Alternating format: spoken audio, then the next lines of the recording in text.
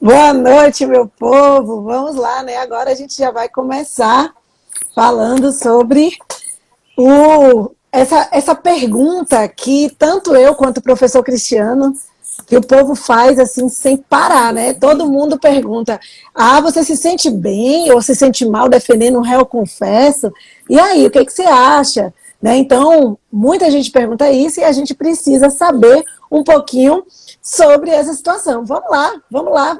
Bora lá, fera. Vamos dialogar. Bela, como a gente é ao vivo, peraí que eu só vou. Eu fiz uma anotação aqui interessante que eu estava pesquisando. Eu vou aqui que eu esqueci o que Então eu eu vou tinha que falar. iniciando enquanto você vai falando, Vai tá iniciar que eu vou certo? pegar só aqui, é jogo rápido.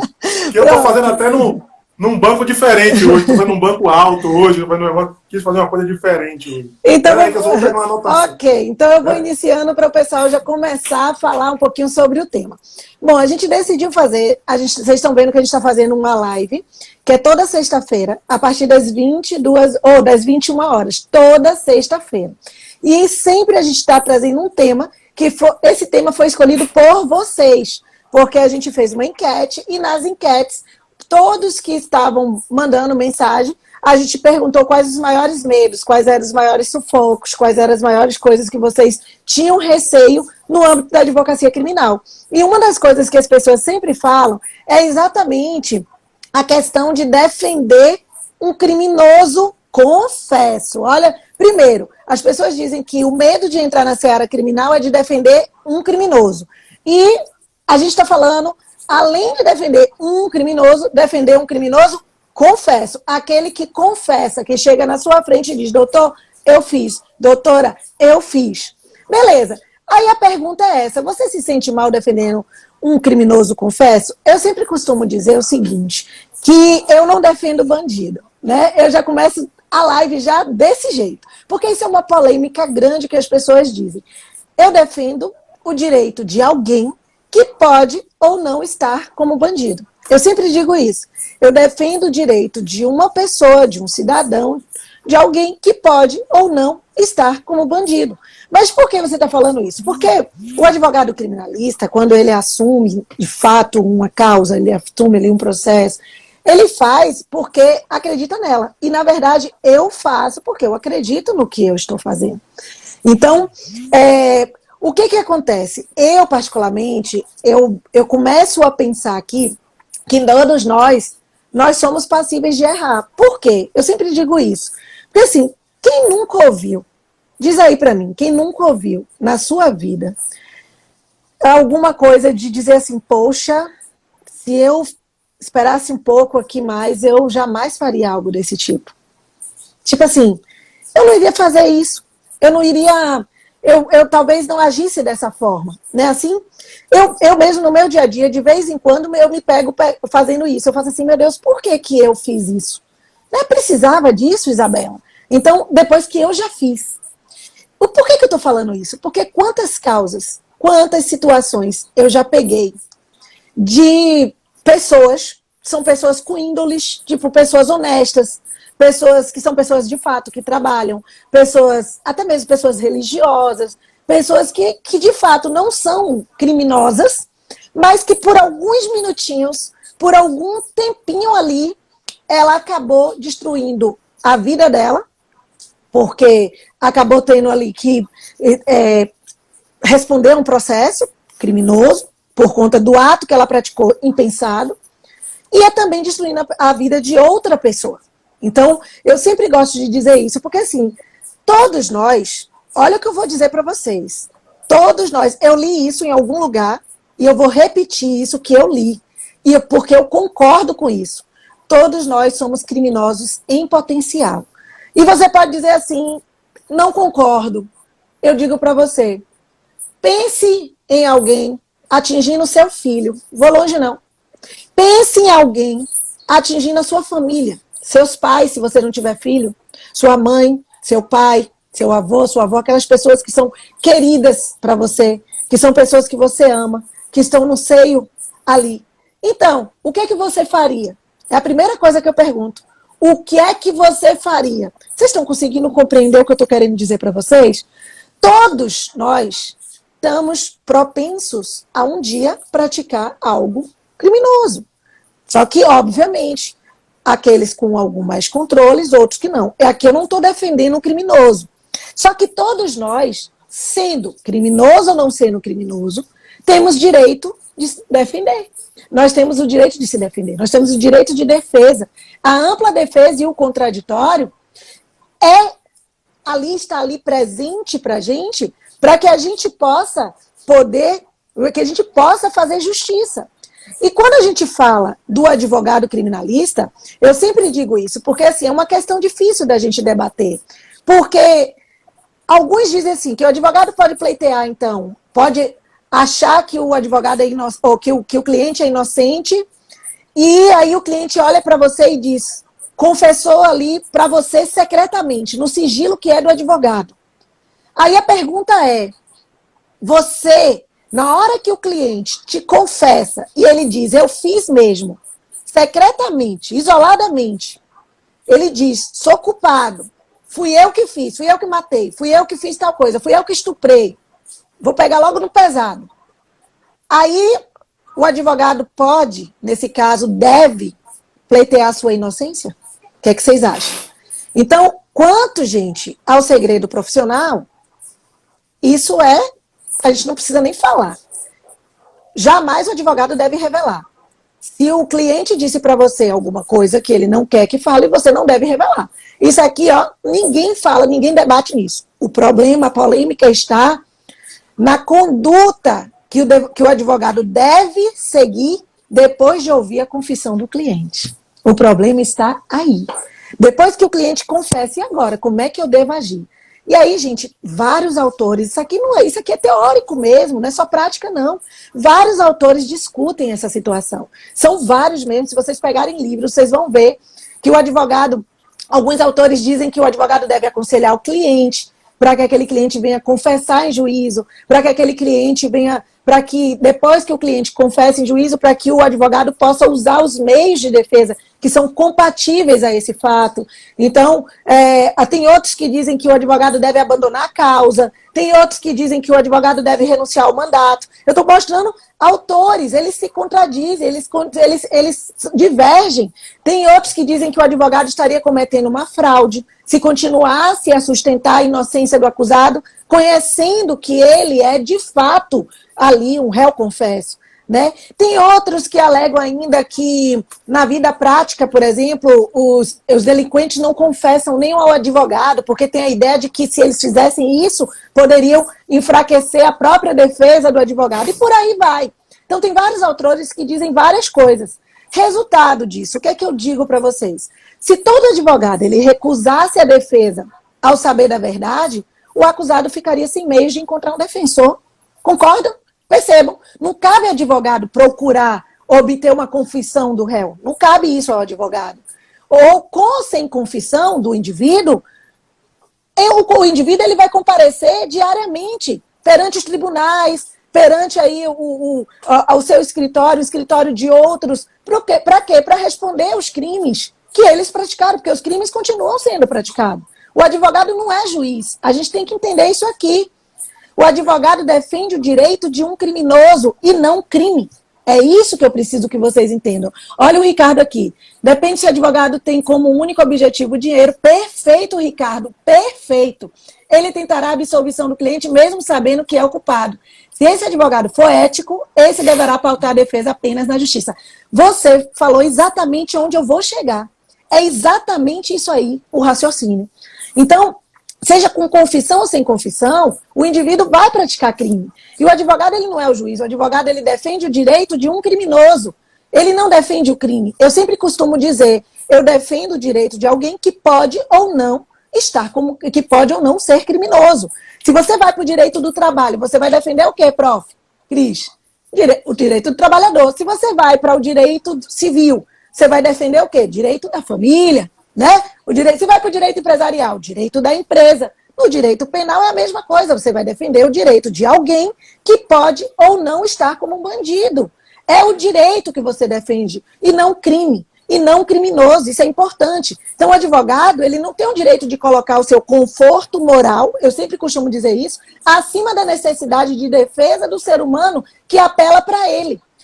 a gente vai buscar justiça. E aí está a grande diferença que Ricardo trouxe para a gente aqui entre o advogado que pratica e aconselha a mentira deliberada, que para mim é uma fraude, tipo uma fraude planejada, eu sempre digo isso, em nome do princípio da ampla defesa, porque muitos, infelizmente, hoje fazem isso. Eu entendo que não se trata de uma crise de consciência, mas sim de ética. É ética profissional que você tem que analisar. E aí eu vou ao ponto que Ricardo trouxe. Se o advogado ele está pensando só no dinheiro, que é o que, infelizmente, muitos fazem, vai direto para o dinheiro. Eu penso que o dinheiro é consequência do bom trabalho. O dinheiro é consequência daquilo que você está buscando. Então, quando você ama o que você faz, a consequência é que você faça sucesso e que você ganhe dinheiro por conta do sucesso que você está fazendo, por conta daquilo que você está fazendo com amor, que você está fazendo realmente com vontade. Então, a partir do momento que você deixa de ter essa vontade, de você utilizar isso aí, né, e você começa a pensar somente em botar o dinheiro na frente, você aceita qualquer coisa. Isso é perfeito. Então, o que que a gente diz? O que que a gente diz? O que é que eu entendo? Eu, pelo menos, vou até responder essa pergunta do Tiago aqui, ó, que os senhores pedem na defesa. Geralmente não é o que eu peço na defesa, é o que eu aconselho ao meu cliente. O que que a gente faz? Eu entendo que a gente deve aconselhar o cliente, como eu faço. Eu aconselho o meu cliente para que ele, se ele está confessando ali, eu aconselho ele e eu demonstro para ele quais as consequências que ele vai sofrer de cada ato que ele vai escolher. Eu deixo ele escolher. Por exemplo, eu aconselho, olha, se você está confessando para mim aqui, você pode confessar em juízo. Então, eu mostro a ele. Então, a partir de então, use aí agora esses meios de defesa que você tem na tua mão para poder você conversar com o seu cliente. Então, eu digo, porém, se você, por exemplo, confessar, aí eu vou mostrar a consequência. Você vai ter uma atenuante. Então, você pode ter uma diminuição de pena aí, uma atenuantezinha. Se você não confessar, pode acontecer de uma testemunha bater ali e mais tarde o juiz descobrir que era mentira, o que você estava falando, se você vier a mentir em juízo, e isso pode ser uma consequência ruim para você. E aí eu mostro quais as possíveis consequências. E aí eu vou trazendo cada passo. Eu mostro qual a consequência dele confessar, qual a consequência dele ficar em silêncio. Eu mostro que ele tem direito de tudo isso. Eu digo a ele, você pode mentir, você pode confessar, você pode ficar em silêncio, você pode fazer o que você quiser.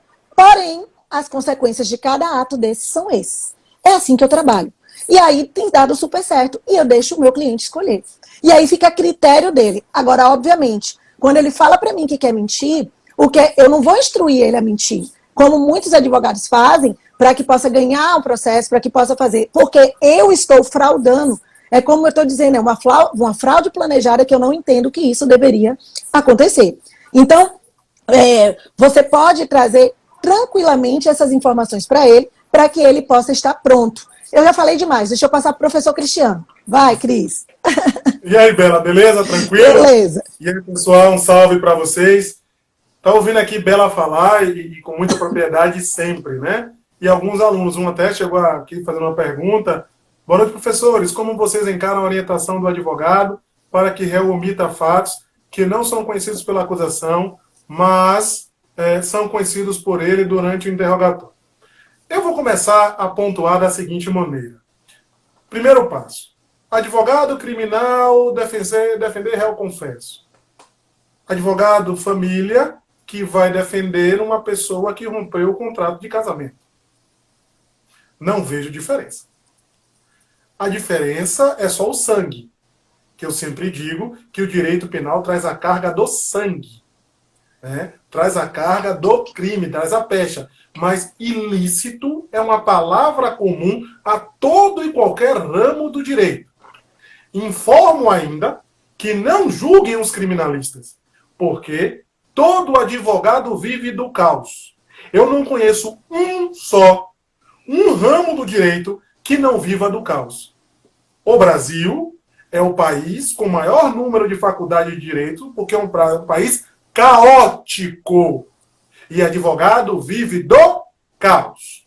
Então, primeiro passo para eu começar, eu vou só trabalhar nessa linha. Então, daqui para cima é o que vem. Daqui para o que foi, eu não vou nem falar. Ah, criminoso, eu não vou nem que advogado vive do caos. Advogado trabalhista vive do patrão que descumpriu uma regra trabalhista.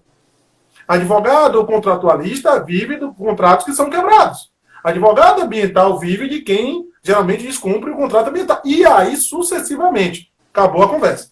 Eu só vou falar daqui para frente. Qualquer outra coisa dessa, para mim, já ficou para trás. Primeiro ponto. Segundo ponto. Qual é o problema, um dos problemas maiores sociais e um dos problemas maiores da advocacia criminal? A ética. Dentro desse conceito, primeiro ponto é entender que a ética, ela é privada. Ela não é pública. Então, o fato de você achar errado o que o advogado criminal faz, não quer dizer que você está correto. Porque é a sua ética. A ética é privada e quando ela quer se tornar pública, vira tirania. Então, não julgue o advogado que dentro dele, ele entende que deve defender. Exemplo, eu já defendi muito e não defendi pouco e consegui absolvições de homens que praticaram a violência doméstica. Hoje eu já não defendo mais. Hoje eu não consigo defender. Mas na época eu defendia com gosto de gás. Com gosto de gás. Com muito empenho. E não... Cristiano, você fazia. Hoje eu não faço. Questão de escolha. A minha ética hoje não permite, como já permitiu fazer. Então, o primeiro ponto do julgamento é você não fazer julgamento a partir das suas perspectivas. Porque aí você vai criar um problema sério. Que você vai querer impor o que você pensa a mim, ou vice-versa, e não vai dar certo, nem aos outros colegas nas discussões aí. Pronto, primeiro ponto. Segundo ponto, para eu responder o colega já e chegar nas minhas argumentações. Olha o que eu separei aqui que eu achei interessante. Mesmo sabendo da verdade, deve o advogado sustentar a inocência do cliente, porque ninguém é absolvido porque provou sua inocência, mas tão somente porque não foi provada a sua culpabilidade. Eu achei isso de uma profundidade muito grande. Porque o princípio é acusatório, não é defensório. Então, se o réu chegar e ficar sentado e calado na audiência, ainda que ele tenha praticado uma infração criminal, ele pode ser absolvido. Porque o Ministério Público não conseguiu, não se descobriu do ônus de provar que ele é culpado.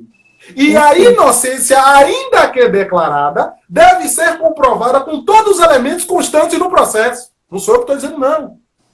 É a regra. Eu já absolvi um cidadão que... Bela, presta atenção nessa. O cara foi preso dentro do presídio com 5 quilos de droga. Deu para entender, não?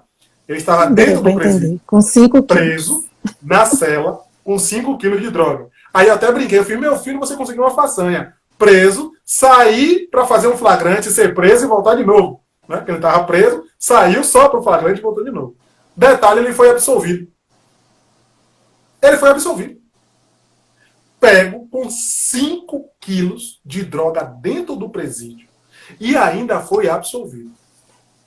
Ele confessou na frente do magistrado que era detentor dos 5 quilos de droga. Aí você me pergunta, Cristiano, como é que é isso? Pelo que eu falei. Ele confessou, mas os outros elementos do processo davam a crer que ele era o quê? Inocente. Como foi isso? Porque o juiz, que conhece o sistema, um juiz muito bom, não era só legalista, perguntou se ele fazia parte de alguma facção.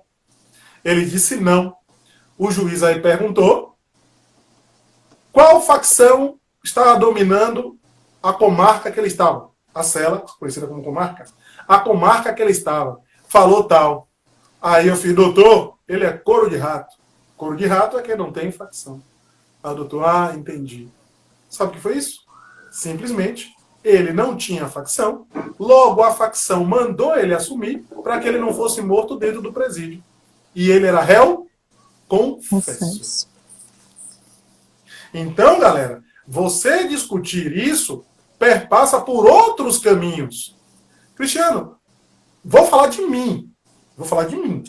Ok? Você já defendeu réus confessos? Sim. E conseguiu a absolvição? Sim. E você fez como? Eu brinco, Bela, dizendo o seguinte: como é que você bota a cabeça no travesseiro? Não uso travesseiro, logo não me preocupo em colocar a cabeça no lugar. Né? Assim, mais ou menos, né? Mas voltando aqui à vaca fria. Mas, Cristiano, gente, de novo, é uma questão de ética. É uma questão pessoal. Por que eu digo isso?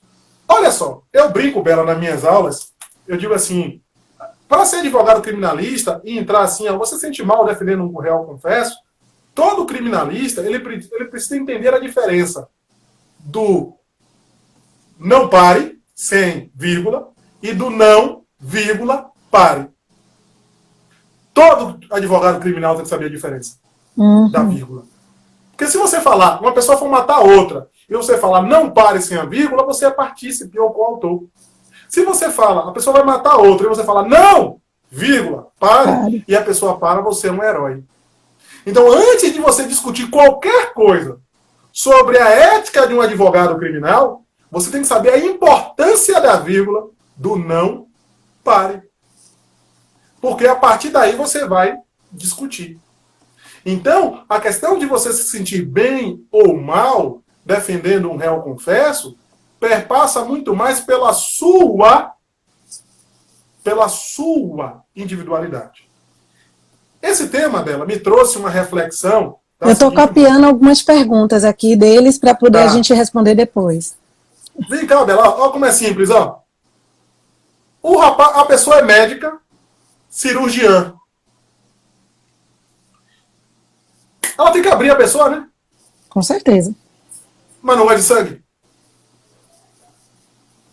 Não venha para cá me julgar. Né? Se você não é criminalista, não venha me julgar. Se você é civilista, é qualquer coisa, fica para lá. Fica para lá. Entendeu? Então, a confissão ou defender um réu confesso depende. Vamos supor, Bela, agora, acordo de não persecução criminal só serve para réu confesso. Só serve para réu confesso. Verdade.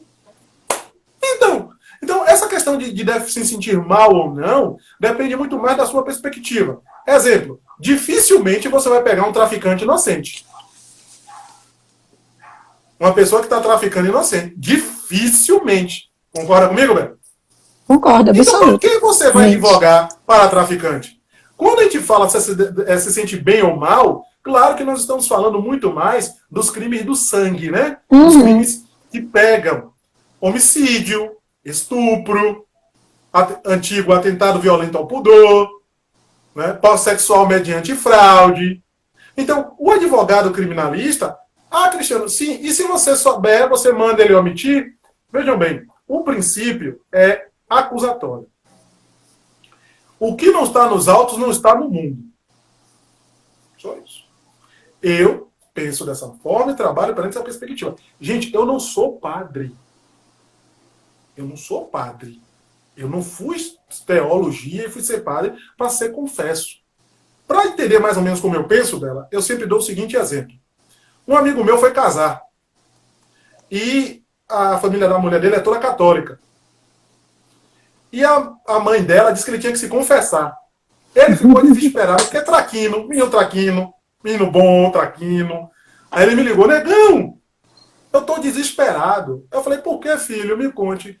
Eu tenho que confessar e o padre é amicíssimo de minha sogra. Eu falei, relaxe, é sacerdotal. Ele não conta não, ele fez, rapaz, eu não tô com vontade não, tô com medo. Eu falei, relaxe, vamos resolver isso aqui. Ele, você tem uma saída? Eu falei, sempre tem. A advocacia sempre te dá uma saída. Aí ele fez, e aí, ele falou, você vai pagar um almoço para mim no Boi Preto. Eu só te ensino a sair dessa se você me pagar um almoço no Boi Preto. Ele aí foi. Chegou lá, ele me conta, eu falei, não, deixa eu acabar de comer que eu não sou mais educado. Mas veja bem, o que foi que eu falei para ele, Bela? Olha só, olha o que eu disse aí. Diga assim, ó, padre, eu nunca pequei. Aí você vai, você é maluco, Cristiano? Isso é blasfêmia. Eu digo, não. Você vai dizer assim, ó, padre, eu nunca pequei, porque eu não conhecia os ditames católicos. Agora, que eu estou entrando na igreja, me casando, eu passo a conhecer as regras católicas. Aí sim, se eu descumpri-las, eu estou pecando. Estou errado? Não, óbvio. Não, porque eu não sou pecador aos olhos da religião que eu não conheço.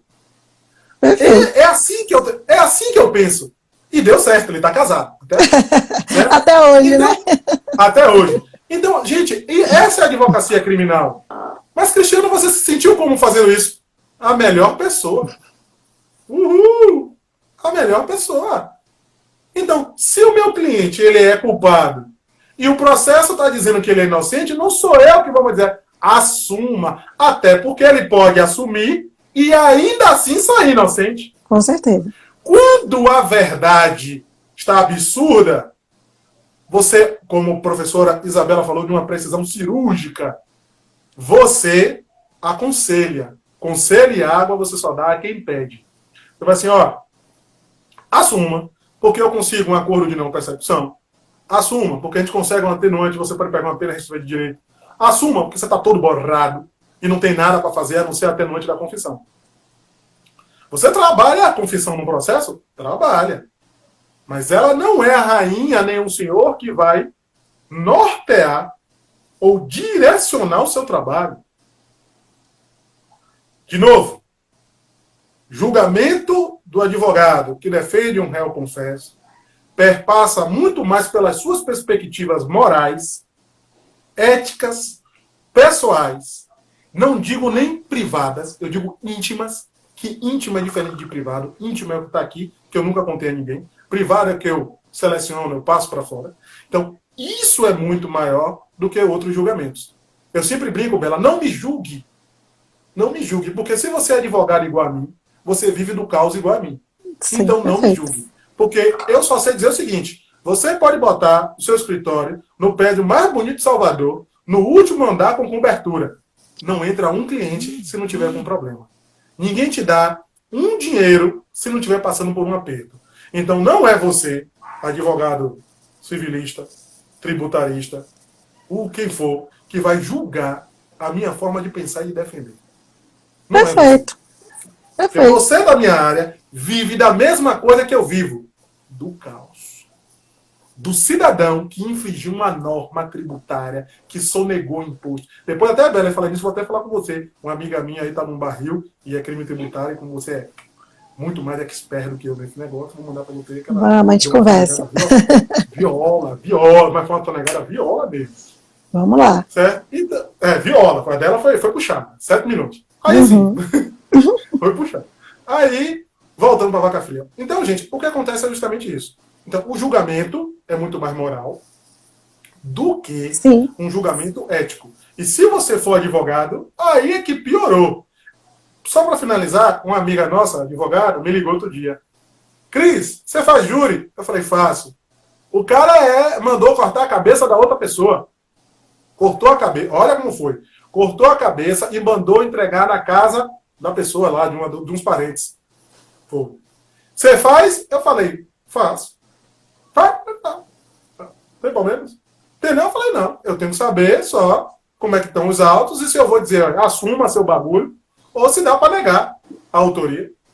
E aí eu falei, tem vezes, eu juro a vocês, tem vezes que eu não pergunto ao meu cliente assim, você fez mesmo?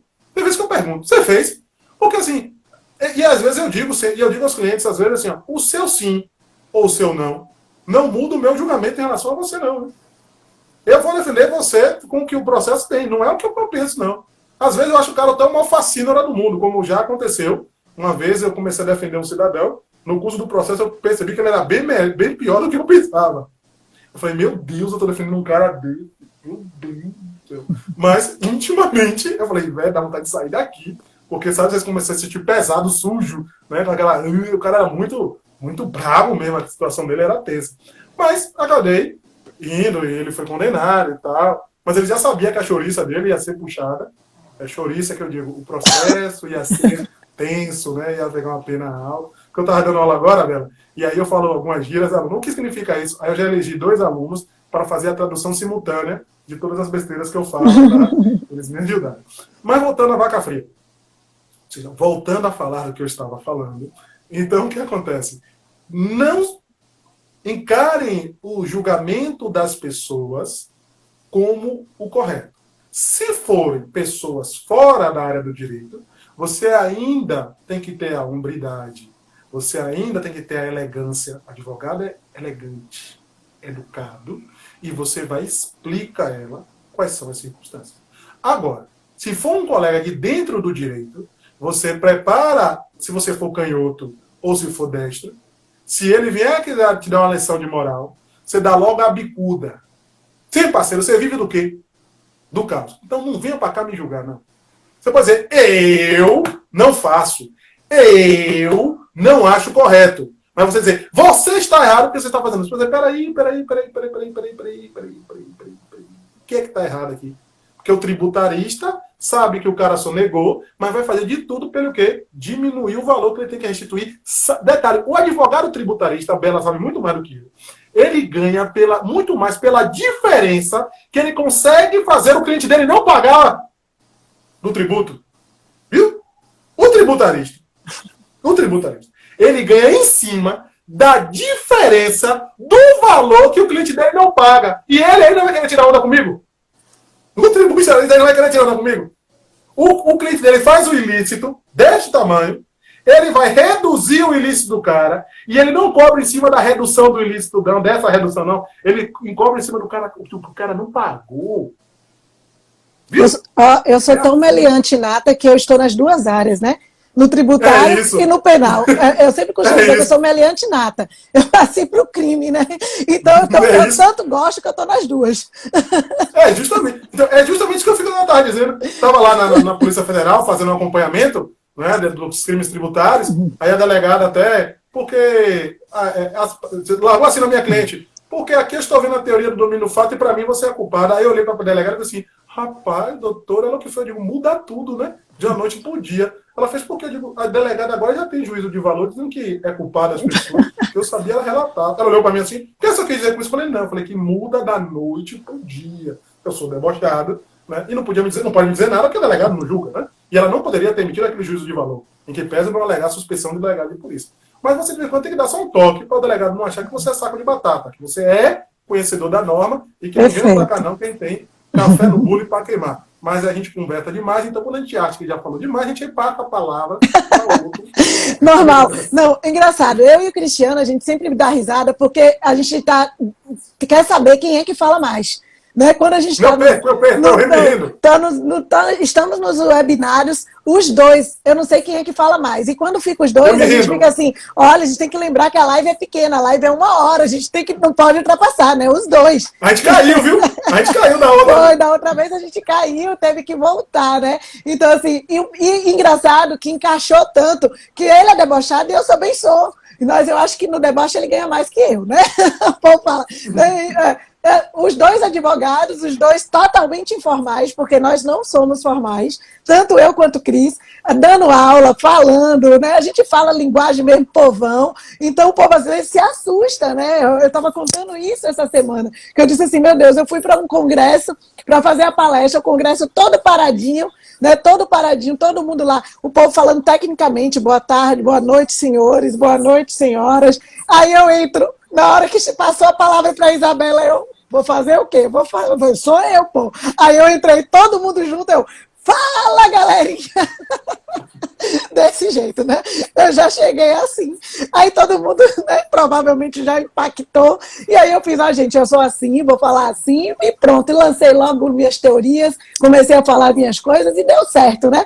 Então, acho que é por isso que a Bela e a Fera casou tão bem, né? Que tem dado super certo, graças a Deus, porque são duas pessoas muito parecidas e ao mesmo tempo muito diferentes, né? Ao mesmo tempo que são parecidas, são muito diferentes. Mas vamos lá. Só para a gente dar continuidade, porque assim, foi muito bacana, porque eu trouxe o início falando, e Cris bateu alguns pontos que eu achei muito interessante. Ó, Cris, não era para você começar, não, era para mim mesmo, tá vendo? Porque você complementou trazendo os exemplos práticos daquilo que a gente já falava. Teve alguém que me perguntou aqui, você se sente coagido em decidir não defender um criminoso que procurou seus serviços? Não, é aquela coisa que o professor Cristiano acabou de falar. Por que eu me sentiria coagida se eu tivesse ou com um criminoso que procurou meu serviço, se eu disser que eu não quero defender? Como o Cris acabou de dizer, ele pegou um caso que ele olhou por questão de ética dele, a situação dele, e não quis defender. Né? O homem que bate numa mulher que está ali numa violência doméstica e familiar contra a mulher. Ele não entende. Da mesma forma que eu tenho algumas situações também que eu também não gosto de pegar. Então, porque você não é obrigado a pegar qualquer um que vem ali, qualquer direito que você queira defender, você pode escolher. E aí, eu tenho até um casinho que aconteceu, que chegou no meu escritório, e foi um cara que ele tinha estuprado uma criança. Né? Na verdade, eu já peguei vários casos de estupradores de criança. Porém, o primeiro caso de estuprador de criança que chegou na minha mão, o cara era inocente. Só para vocês terem ideia. E era inocente mesmo, de verdade. Não era inocente que eles dizem que são inocentes, não. Ele era inocente mesmo. Foi tudo uma trama de um amante. Em outras lives a gente conta isso, em outros momentos a gente conta essa história. Mas eu peguei um que era de fato culpado. E ele chegou na minha cara e disse que ele tinha feito. E ele ainda disse para mim que ele tinha tesão por criança. Naquela hora, imagine, eu olhei e fiz assim, poxa, lascou. Né? Então eu fiz assim, pô, isso aqui chega, me deu um, sabe, aquela coisa que dá dentro da gente, que eu fiz assim, pô, velho, isso aqui eu não tenho condições de pegar. Não tenho. E aí, na hora, o que eu fiz? Olha a saída que eu fiz ali. Eu fiz assim, olha, como o senhor já está com audiência marcada, no dia da sua audiência eu não vou estar presente na cidade. Então, como eu não vou estar presente na cidade, eu não vou ter como pegar o seu caso. Então, o que eu vou fazer? Eu vou lhe direcionar para um colega meu, que ele é 3 vezes melhor que eu nesta situação, porque ele é especialista nesse tipo de crime. Aí, olha, deixa, mentira, mas eu já estou falando isso aqui para poder vocês entenderem. Então, ele já é especialista nesse tipo de crime. Então, eu vou passar, ele é tão bom quanto, não se preocupe, você vai lá agora, já vou ligar para ele vai falar com você e tá tudo certo. Pronto. Aí ele, doutora, tá certo, só porque a senhora não vai poder estar aqui, né? Mas ele é bom mesmo, ele é muito bom. Na mesma hora, olha, aí você não perde também dinheiro. Por que você não vai perder dinheiro? Porque você vai ganhar pela indicação. Então, você não vai pegar aquela causa, mas você ganha pela indicação. Então, o que eu fiz? Liguei lá para o meu amigo, que é um amigo mais que eu costumo brincar, né? O carniceiro da turma. E eu disse assim, olha, esse aqui eu não tenho condições de pegar. Porque esse aqui é questão minha mesmo. Eu não tenho condições de pegar um cara que chegou para mim e disse que tem tesão por criança. E que ele quer estuprar criança porque ele gosta de estuprar criança. Ele estuprou mesmo. Então eu não tenho condições disso. E aí ele chegou e disse, mande para cá que eu pego sem problema nenhum. Eu falei, já mandei, ele vai, já estou marcando aqui, já falei a ele que ele está indo para aí. O escritório desse meu colega, ele é praticamente do lado do meu. E aí o que aconteceu? Mandei ele para lá, ele foi, e aí meu colega atendeu, fechou com ele, vamos supor, fechou um valor, e esse valor que ele fechou, o que eu fiz? Eu tirei tantos por cento de cima daquele valor, que é um acordo meu com ele. Por cada indicação, a gente indica, se ele fechar com o cliente que eu indiquei, ele me dá tantos por cento em cima do valor que ele fechou. Então, se ele fechou 30 mil, ele vai me dar tantos por cento em cima do valor de 30 mil pela minha indicação. E assim a gente trabalha. Da mesma forma que tem crimes que ele não trabalha com aquele tipo de crime. Então, por exemplo, Bela, eu não trabalho com crimes tributários. Bela, eu não trabalho com traficante. Então, você pode pegar ali para ter esse traficante que está aqui, eu faço, mande. Aí ele manda. Se eu fechar com o traficante, com aquela causa, eu vou e dou a porcentagem para ele. E é assim que a gente faz as parcerias para que a gente possa fazer. Então, responder essa pessoa que perguntou, sem constrangimento nenhum, mas você tem essas saídas, como eu disse a vocês, que vocês podem fazer, tá bom? Então, não, na verdade não é bem isso não. Não é bem isso não, é aquela coisa do julgamento da sociedade, não é isso? É o julgamento da sociedade. É o meu trabalho, meu amor. É o meu trabalho, como eu disse, como o professor Cristiano disse. Infelizmente, é o julgamento. Eu estudei 5 anos para fazer o que eu faço. Não é isso? Paz de espírito, é isso aí mesmo, paz de espírito, como disse ele. Eu sei que era um tema polêmico, a gente sabe que é polêmico, quem não é do direito, ou até mesmo quem é do direito está iniciando agora, não tem jeito. Mas é aquela coisa, eu estudei 5 anos, gastei muito para poder estar onde eu estou. 5 anos é pouco, contando com as minhas especializações, contando com o mestrado, contando com tudo, né, Cris, que a gente tem aí com todas as especializações para a gente chegar onde a gente chegou. A gente não vai poder também dar de mão beijada um cliente que estava para você, que é do seu trabalho, que chegou no seu escritório, sem você receber também por tal. Então, como eu disse, eu não estou defendendo o crime, repito, eu não estou defendendo o crime, eu estou defendendo uma pessoa que pode ou não ser criminoso. E se for criminoso, eu estou defendendo o direito dele, é o direito dele, como o professor Cristiano muito bem trouxe. Você está trabalhando para defender o direito, e se você não quer trabalhar com isso, então por que você escolheu a advocacia? Então, meu irmão, sinto lhe informar, você está na área errada. É isso que eu digo. Com dor no coração, porque eu não gosto de falar assim, parece até um pouco ríspido, mas a gente tem que dizer isso que é ríspido, a gente tem que fazer isso, porque tem que chocar mesmo. É um tema polêmico que as pessoas têm que entender que nesse caso, você não está fazendo parceria com o estuprador da criança, eu estou fazendo parceria na advocacia, na área que eu trabalho. Olha, eu nem vi que o Ricardo falou isso. Ó. O negócio nesse caso foi feito... Olha, Ricardo, nós estamos aqui em consenso, viu? Nós estamos aqui com pensamentos firmados um com o outro aqui. Porque você viu que eu nem tinha visto, ele complementou, né? E não com o estuprador. Perfeito. Eu não estou fazendo parceria com o estuprador, não estou fazendo parceria com o bandido. Eu estou fazendo parceria com o meu colega na advocacia, na área que eu trabalho. Então, não estou me envolvendo com nada. Deixei lá, estamos juntos. Beleza. O que mais que a gente tem aqui? Teve outra pergunta que me fizeram aqui, que fizeram pra gente, que eles perguntaram assim, como vocês... Bela, rapidinho. Bela, diga. Só rapidinho. Uma das táticas que eu faço para não pegar o cliente, alguém me perguntou, eu sim. dou um preço alto. Acima do mercado. Bem alto. Aí o cara faz assim, mas doutor, eu não tenho condições. Eu falei, só pego nesse valor. Pronto, aí o cara não fecha. Agora, uma vez, em off aqui para você, Bela, e para eles, o cara fez um negócio. Aí eu fiz assim, rapaz, eu não vou não. Aí o colega, rapaz, você não vai não? Eu falei, rapaz, isso daí tá muito escabroso, eu não vou nem contar aqui, porque o negócio foi meio puxado mesmo que ele fez. Um negócio assim meio absurdo. Aí eu dei um preço dela aí, galera, absurdo. O cara falou, doutor, me indicaram pro senhor porque diz que o senhor é bala, eu pago, gente. Quando eu olhei para a porta do escritório, minha ética estava dando tchau, minha moral estava indo tchau. Eu falei, meu Deus do céu, eu digo, não faz isso não, porque a Maria Paião tem preço, não faz isso não, porque tem preço, gente, tem um preço. Eu digo, meu Deus, pense, Bela, naquele valor absurdo. Sim. Era uma besteira não era um crime, aí eu fiz assim... E ele diz, eu pago. 80 pau, o cara falou, eu pago, eu falei, não faça isso não. Eu comecei a me tremer. Eu me tremia, meu Deus, eu me tremia. Eu falei, volte, ética, pelo amor de Deus, volte. Né? Porque teve que escolher, além da ética, do dinheiro que estava ali na sua frente, você tem que... Aí ele falou, eu vou pagar, não sei o quê, então eu digo, você paga mesmo, ele vai... Aí quando eu apertei mesmo, ele, não, doutor, é que assim eu não tenho, não, eu ia mandar fazer não sei o quê. Eu falei, se ele botasse os 80, eu dizia, ética, fique ali. Depois você volta. Fique ali. Depois você volta. Eu quero saber, mas defendeu ou não defendeu? O direito dele? Eu não tinha. Eu não tinha um capilé. Bom. Eles estão aqui brigar com a minha alma. Na hora, Bela, minha alma Cristiano, fugiu. você não existe. Não é sério, quando ele falou, na hora minha alma sumiu. Quando eu olhei para ela falou assim, você vai pegar. Eu falei, calma, filha, pegue, a gente tá precisando. Ela falou assim, estamos precisando. Eu falei, calma, minha irmã. Ela, estamos precisando desse dinheiro. Aí eu fiz, tá bom, vou negociar. Aí quando eu... E aí o cara, não, é porque tem que vender, não sei o que. Aí me arrependo. Aí a manda embora. Aí a alma falou, manda ele embora. Tá querendo brincar com a gente, rapaz?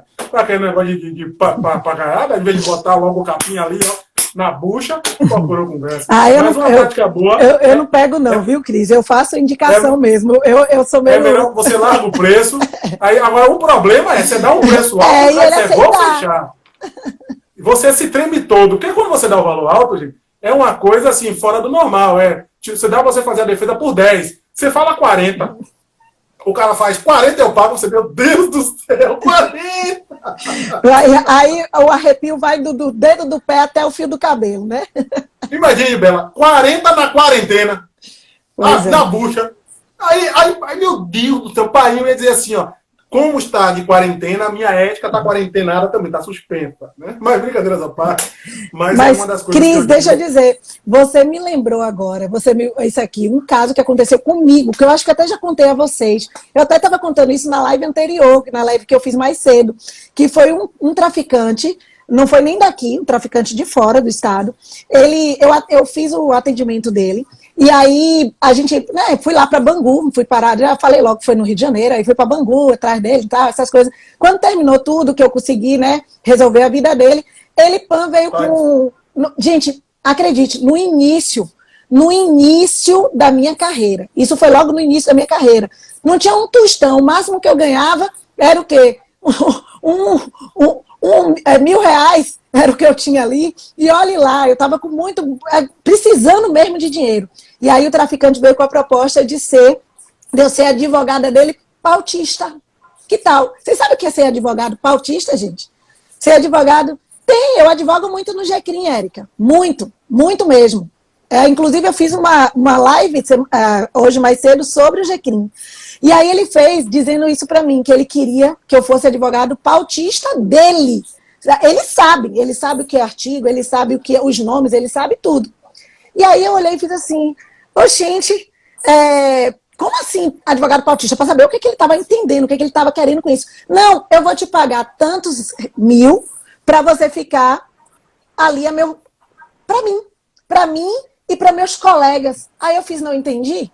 Aí ele veio assim, aí eu vou dizer logo a verdade, ele falou 30 mil por mês para você ficar com os meus colegas. Gente, a mesma coisa que eu vou dizer para vocês, que Cris falou, é aquela coisa de arrepiou tudo, do dedo do pé. No momento eu lembrava que eu estava andando de buzu em Salvador, que eu estava com a casa lá sem casa, morando de aluguel, que eu estava sozinha, vindo do interior, que eu estava começando minha carreira, que aquilo ali ia facilitar a minha vida, que eu ia montar meu escritório, ia estar com meu escritório todo prontinho, com 30 milzinho todo mês, estava se pagando e ainda estava me pagando. Aí do outro lado eu fiz, mas espera aí, se eu aceitar um negócio desse, eu vou estar na mão dele, porque ele vai se sentir no direito de que eu faça tudo o que ele quiser, porque ele está me pagando 30 mil por mês. Então, daqui a pouco ele está lá me dando mala de dinheiro para que eu possa chegar com a mala de dinheiro para poder entregar para outro traficante. Então, olha que problema, gente. Olha que problema. E aí eu fiz assim, não, peraí, calma. Aí eu tive que pensar, raciocinar como é que eu ia fazer para não perder o cliente e para não aceitar isso aqui por questão de ética. Porque eu tive que não aceitar, obviamente, porque é questão de ética. Eu não iria aceitar e ficar na mão de bandido porque eu estava me tornando bandida igual a ele. Aí sim, quem falou aí do dinheiro, eu poderia estar me tornando bandida igual a ele. Que tem muitos que aceitam. Infelizmente, muitos aceitam. O que eu fiz? Não perdi o meu cliente. Meu cliente, ele é meu cliente até hoje. Não é cliente de partido, mas é um cliente. O que acontece? Eu cheguei para ele e disse assim, vamos fazer o seguinte... Meu escritório não trabalha dessa forma. Estufei meu peito, né? Obviamente, porque para o cliente ninguém sabe que você está iniciando ou não está iniciando. Todo mundo acha que você já tem experiência. Você trabalhou bem, você já tem experiência. Então, ali eu fiz, olha, ó, Débora, ali, eu aceitava, não vou mentir. Débora, pelo amor de Deus, olha, se cuide, olha o que você está fazendo. Então, o que eu fiz? Vamos fazer o seguinte. Meu escritório não trabalha dessa forma, não precisa você me pagar nada por mês, mas eu estou te garantindo que todos os atos que você precisar, eu vou trabalhar para você. Porém, atos no âmbito da advocacia criminal. Então, por exemplo, se você for preso, se você tiver algum problema, ou algum dos seus ali, dos seus comparsas, das pessoas que trabalham com você, precisar dos meus serviços como advogada, você vai pagar pelo ato que eu estou trabalhando. Aí ele, como assim, doutor? Eu fiz, por exemplo, você vai precisar de um recurso? Vamos fazer o seguinte, eu vou entrar com recurso. E aí você me paga pelo recurso, eu te dou o valor do recurso. Ah, eu preciso de um relaxamento de prisão. Então você vai me pagar pelo relaxamento de prisão. Mas doutor, e se abrir um processo para acompanhar esse processo? Não tem problema, você vai me pagar para que eu acompanhe o seu processo até o final, ou o processo da outra pessoa até o final. Eu não estando aqui no Rio, eu tenho parceiros aqui no Rio que podem estar de perto ali acompanhando também. Acabou! Resultado! Ele ficou feliz da vida e está comigo até hoje. Olha, do início da minha carreira até hoje, eu sempre vou para o Rio, quando ele precisa, se precisa de mim lá presente, eu vou, quando eu não posso ir, eu tenho meus parceiros no Rio de Janeiro, que são professores amigos meus também, que trabalham comigo em parceria, que ganham porcentagem para poder fazer esses acompanhamentos para mim, quando eu não posso ir, e assim a gente vai fazendo. Então, percebam, é uma das situações que eu sempre conto para vocês, que não precisa você se dar o dinheiro, o luxo de ficar ali na busca do dinheiro. Aquele que só está fazendo por dinheiro, vai para lá e mais cedo ou mais tarde vai se ferrar. Sabe por quê? Porque mais cedo ou mais tarde, ele, se você não fizer o que ele não quer, ele vai te matar. Eu vou ser bem sincera, vai te matar. E se não for ele, vai ser o amigo dele. Ou se não for o amigo dele, vai ser outro amigo dele. E vai te matar mesmo, e você fica aí. Eu brinco, próprio, e cancela a OAB. Isso, cancela a OAB, perfeito. Cancela a OAB total, não né? Diz não é que cancela o CPF. Cancela a OAB. Advogado criminal muito sabido tem a sua OAB cancelada. Perfeito. Cancela logo. Perfeito. Pois é, então nesse caso, o que aconteceu? A gente fez dessa forma e deu super certo e hoje a gente está aqui junto. Então não precisa mais dessa situação da gente falar que eu estou ali, eu quero muito dinheiro, porque quando você pensa só no dinheiro, né, Cris? Você bota o dinheiro na frente de tudo e você não bota o amor por aquilo que você está fazendo. Agora eu quero puxar para o amor. Por quê? Porque aí você se ferra. Mais na frente, pode ter certeza, você pode até ganhar muito dinheiro, você pode vir fazendo ali as falcatruas, estando ali, mas isso não vai se sustentar por muito tempo, porque nada que começa errado termina bem. Tudo que começa errado não termina bem. Então você tem que começar bem, começar certo, corretamente. Naquele momento eu precisava muito daquilo, mas nesse momento eu pensei, eu estudei muito tempo, eu me sacrifiquei, eu passei por muita dificuldade para poder eu estar ali afetando a minha própria moral, a minha ética, a minha situação, para poder eu virar bandido igual o próprio bandido? Jamais. Isso aqui não vai, dinheiro nenhum vai me comprar. Se eu precisar andar de buzu por mais não sei quantos anos, eu vou andar por mais não sei quantos anos, até que eu possa conseguir. E assim, pode ter certeza, você trabalhando certo, Deus ajuda. E ajuda mesmo. Faça teu trabalho certo, faça com amor, faça com vontade. A consequência é o sucesso. E o sucesso, a consequência é o dinheiro que vocês estão ali galgando. Então, não pense. Eu sei que é difícil a gente não pensar no dinheiro. Porque quando você pensa só no dinheiro, deixa eu dizer uma coisa para vocês. Quando você pensa só no dinheiro, você se torna aquele advogado de porta de delegacia, de porta de cadeia, como o povo chama. Porque aí, na hora que o cliente chega ali e fala assim, doutora, eu só tenho aqui R$1.000 para poder você agir aqui para mim. Pode ser, doutora, eu só tenho R$300, venha. E aí você fica na porta da cadeia e vai recebendo. E aí você vai ser apelidado de advogado porta de cadeia. E uma vez que você se torne advogado porta de cadeia ou advogado bandido, você não tem volta. É difícil, você não volta mais, porque as pessoas não vão mais te respeitar como um advogado que você deveria ser.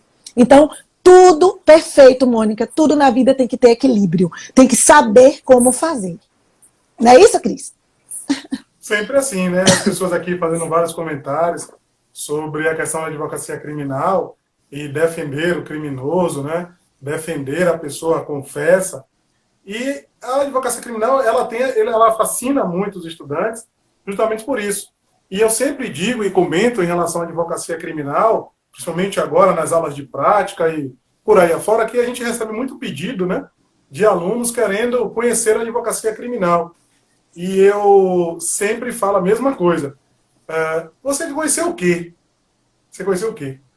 Porque, professor, eu quero ir para uma audiência com você. Para quê? Para ver a audiência? Se você não sabe o que faz na audiência, para que você quer ir? Professor, eu quero ir para o presídio. Para quê? É zoológico? Você vai ver animal? Não, tem que saber o que ele está fazendo ali. Então, ser advogado criminal é muito mais do que você quer ver o crime, você quer ter o contato. O que é que você pensa? Você está preparado para estar diante de um réu confesso e assim defendê-lo? Você vai fazer só a defesa da vítima? O que é que você pensa da advocacia criminal como um todo? Né? Por que você escolheu ser criminalista? Porque na faculdade são os professores que andam mais bem vestidos, ou porque tem as melhores barcas, né? Que sempre é assim, geralmente, os professores de penal que andam com as barcas mais, para quem não, barca é carro, né? Andam com os carros mais chamativos e tal, geralmente andam com os ternos impecáveis, geralmente são os que dão entrevistas, geralmente são os que saem na televisão, então, é por isso que você quer ser advogado criminal? Então, na verdade, essa questão da discussão do certo ou errado, do caminho a trilhar, isso você tem que estar preparado. Eu sempre digo o seguinte... Tá para acabar, viu, Cris? Gabriel tá avisando aí. A diferença do advogado para o bandido é uma decisão errada.